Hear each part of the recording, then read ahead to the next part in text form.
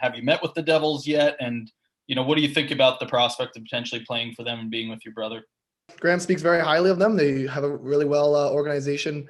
I mean, they run a really good organization over there. He loves the front office. He tells me all good things. They've treated him really well. He was in Binghamton this year with the AHL team, and they were great. That coaching staff and everything. So yeah, he speaks really highly of them. And yeah, when I spoke to them in the interviews, they seemed to like me, and we joked around about Graham. There was stuff like that, talk about what he was talking about in his draft interviews and stuff like that. So it was kind of cool to have that connection with my brother. And yeah, if I got to play with him for the next 10, 15 years, that'd be a dream come true. And I'd be really up for that. And I'd be stoked if that could end up happening. So Brandt, I was just wondering if you could tell me whether you've talked to your brother about what his first pro experience was like, and maybe, what advice he would have to offer you in this experience.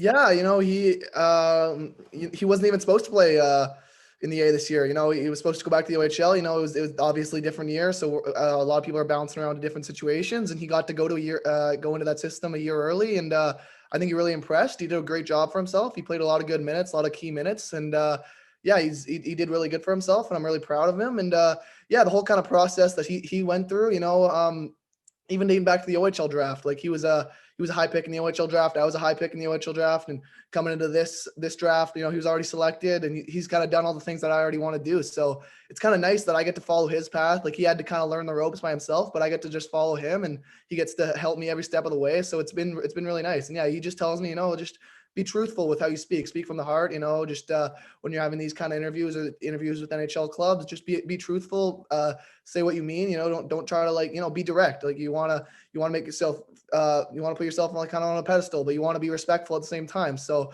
it's it's just kind of stuff like that he's kind of told me what to say, now it's kind of what avoid of talking about and stuff like that. So yeah, he's been a great help for me, and I couldn't ask for much more from my big brother. He's been nothing but great for me in my lifetime. Hi, Brandt. Can you take us through your decision to go play in Europe this season, and the timeline that saw you sort of end up in Slovakia? Yeah, so around November, I didn't make the World Junior Camp, which I was kind of frustrated about, but I was really hungry to get going. I was training the whole summer. I didn't take any weeks off or anything. Right when the OHL season canceled, I got in the gym, got on the ice as soon as I could. So by that time, when I didn't make that, when I didn't get that call, we started making calls to teams in Sweden, Finland, Germany, but it all didn't really work out. And then my brother actually just got back he was at that camp that I wanted to go to, and he just got back, and he wasn't too happy that he got cut, and he was fired up. He wanted to go prove himself. He wanted to go play. So the Slovakian team offered me and Graham spots. So we kind of just jumped at that opportunity. We never really played together. So I think that's why our parents were so open to it, because we were going to be together. At the time, we didn't know he was only going to be there for 3 weeks or a month or however long it was. But that time that I spent with him there was very memorable. Stuff we're going to be able to tell our family in the future. It was like I said, it was unfortunate that he had to leave in only 3 weeks, but he made that adjustment period a lot easier for me. And but obviously being a 17-year-old kid halfway across the world, your big brother just kind of picked up his stuff and left. I wasn't really sure how I was personally gonna react to that, but I think I did pretty solid for myself. I recovered well. I didn't let it affect my on ice play. He was stuff where he was telling me, okay, we're gonna go to bed now, turn off our phones, or he was waking me up in the morning. I didn't have that anymore, so I had to be more independent. But I think I did a pretty good job of that. Just kind of living on your own, kind of the professional hockey feeling. So I think in a sense, I did do a lot of growing up when I was over there. Brandt, the previous question, actually, that was going to be my question, but I'm interested to know how you took and channeled the frustrations of not making, Team Canada, and use that, or tried to use that to your advantage. Yeah, there's I've had a life where I've had a lot of things go my way. I've been on good teams. I've been on teams where I'm very supported, and I've had a great support system. So there's bounces like that just motivate you. You're like, oh wow, everyone's been pushing for me, everyone's been rooting for me, and I'm not living up to that. I guess I have expectations of myself. I expected to make that. I'm like, wow, I'm not impressing people as much as I thought I should be. So yeah, in a way, I did take offense to that. I was pretty upset that I didn't make that team, that I wasn't considered one of the top U20 players in Canada. So yeah, I did use that as motivation. Like I said, right away when I didn't get that call, we were trying to look at teams. I really wanted to go prove myself playing professional hockey in Europe, because we got a feeling the OHL wasn't going to happen, which it ended up not happening. So yeah, I really just wanted to get over there. And when the Slovakian team gave us this great opportunity, I was more than happy to be there. And we had a great team. We had a really young team. Surprisingly, like 80% of the team spoke English. So that was nice. That was like a nice surprise. So yeah, I was really happy with my situation, and obviously it's a very unconventional draft year and not something I thought I'd be doing, not the path I thought I'd be taking, but it was still really fun in the end, and I have no regrets of anything I did. Hi, Brandt. I'm just wondering, I mean, further to the idea of you playing over in Slovakia, what you played a decent amount of games there. What maybe developed most in your game while you were playing there? I think my all around game, my two-way game, kind of my defensive style. This isn't if you look into the numbers, we were the second lowest budget team in the league.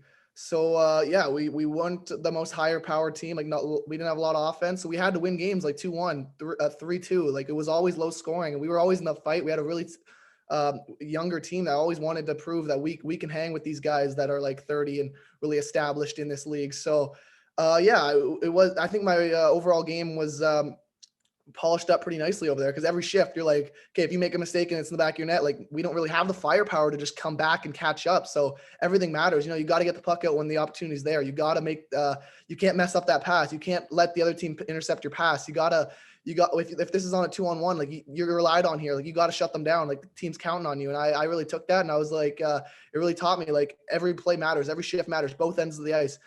You can't make stupid plays, because it'll end up in the back of your net, and that's going to cost you. We just didn't have the firepower to kind of chase from behind. So I think overall, I think just being able to have guys that are 30, 31 years old in front of the net battling with me, and me finding ways to tie their sticks up, not letting them get rebounds, winning corner battles, getting better body position to spin off guys in the corner, just stuff like that. That's just kind of kept the puck moving north and not letting other teams create cycles and kind of get going and do what they want to do. So that's kind of what I think grew the most over there. Just my all around game, my two-way game, my defensive style, like my more defensive style. Because yes, I am known as an offensive player, but I really think I grew in my own zone while I was over there.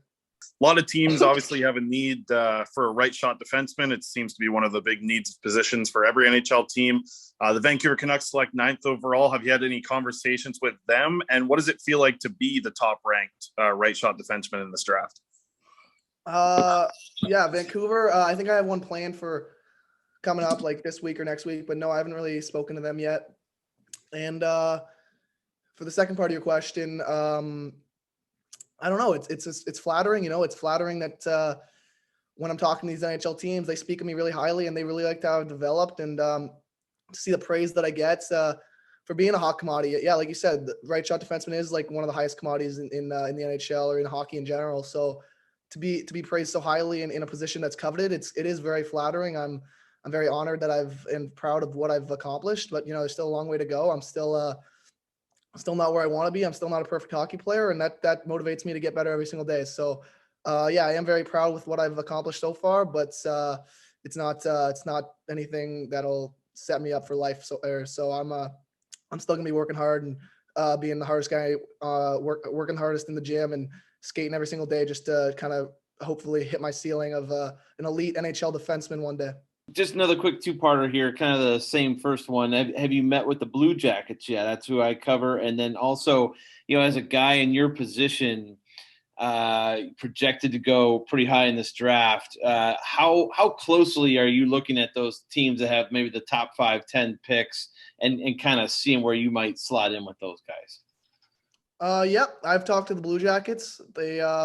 It was a great call. They seemed to very like me a lot. They were speaking very highly of me. They wanted to know, like you guys want to know. They wanted to know what came into this situation of me going over to Slovakia. It went really well. And there's top couple teams that I'll check their depth charts. Obviously, Seattle doesn't have a depth chart, so there's not too much goes in there. But those top couple teams, yeah, I have checked it out. Any NHL team that I go to, it'll be a big day, and I'll be proud to go wherever, but yeah, I've definitely taken an interest on kind of looking like who plays where, what prospects are in organizations, stuff like that. I have been doing that a little bit. Hi, Brandt. You mentioned being frustrated about the World Junior Camp, but you did get to play for Canada last year in the under-18s. What was that experience? What did that mean to you, and how did it help your development playing against all of the same draft class basically? Yeah, it was great. We had a really strong team, but our coach made sure that we didn't let our egos get too big. We didn't focus on the fact that some of these guys, this is their only showing, and they obviously want to make good showings and play well and try to go higher up in the draft boards. But we had to focus, like, we're here for a gold medal. That's what we want to do. That's what we got to put our egos to the side. We're here for the team goal. And I think we did that. And that's why we finished on top. But it was kind of cool. You hear about these guys, these top rated guys from other countries. You don't really see them. So being able to line up against these guys and actually see what they're made of and stuff like that, it was good. It was fun. It was challenging. These are the best players in the world at my age group, and I guess the age group underneath too. So it was pretty cool. And like I said, I was really proud to represent my country, and it was a really fun experience overall. It was a nice feather in the cap that I was on the All-Star team at the end of the tournament. So yeah, it was. I have nothing but good things to say about that experience. It was lots of fun. Brandt, you have a lot of lucidness in your skating, especially in the offensive zone. When did that really become a strength for you in your game? I don't really know. It's just something that I've always kind of been able to do. I feel like I'm really poised with the puck. I'll always have my head up. I'll always know where my teammates are. Like, even before the puck comes to me, I'll know what's going on this side of the ice. Cause I'll be like, okay, if I can get a shot off quick, a guy's going to the net, maybe we can get a rebound. Or it's like, okay, I kind of have time here. Let me hold on to it. Let me walk the blue line. Let me kind of swivel my hips, maybe create some space for my guys on the half wall to have more of a lane to shoot. So just stuff like that. It all kind of starts with, like, I make sure to master, like those 10-foot passes. Like, sometimes you just have to go D to D to your partner. Like, that's like the only safety valve play you got, or you have to go down the wall. I feel comfortable doing that, if that's there, but the 1 in every 5 times that you can make a cool play, or you can walk the blue line, or you can get a shot through, or you can kind of throw one down low for a quick one-timer from one of the forwards. Like, I feel like I can do that pretty well too. And it all just starts with, being able to understand where openings are and where my teammates are, and always communicating. If you watch me, I'm always talking out there. I always want teammates to know where I am, and I always want to know where they are. So I think that's kind of what it starts with, just being able to kind of recognize the ice, recognize where the opposition is, and just being able to kind of pick my spots. Ottawa guy, Ottawa is the content. Do you hope to go higher than that? And if it is Ottawa, how great would it be to be playing in your hometown? Yeah, I am definitely hoping to go higher than that. But if it does end up being Ottawa, that'd be awesome.